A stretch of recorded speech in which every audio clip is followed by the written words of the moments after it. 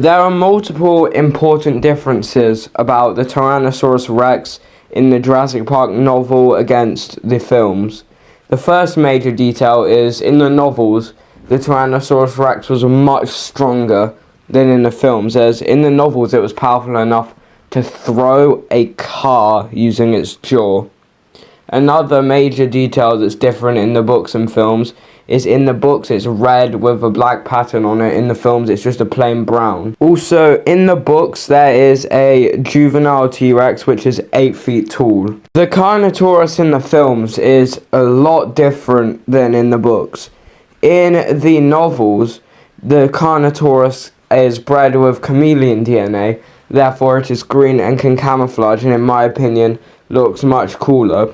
I still love the design we got for the films though.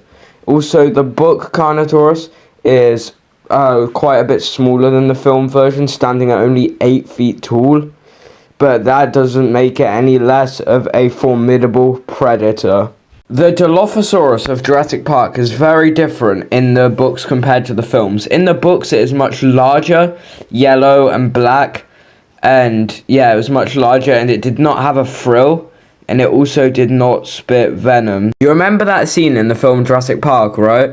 With the ill Triceratops. Well, did you know in the novels that still happened, but it was a Stegosaurus rather than a Triceratops.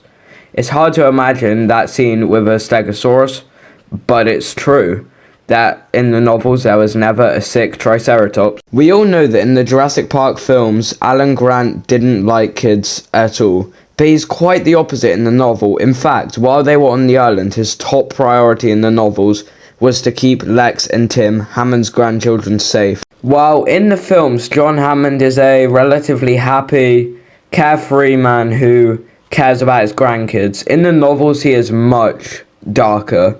All he really cared about in the novels was the dollars.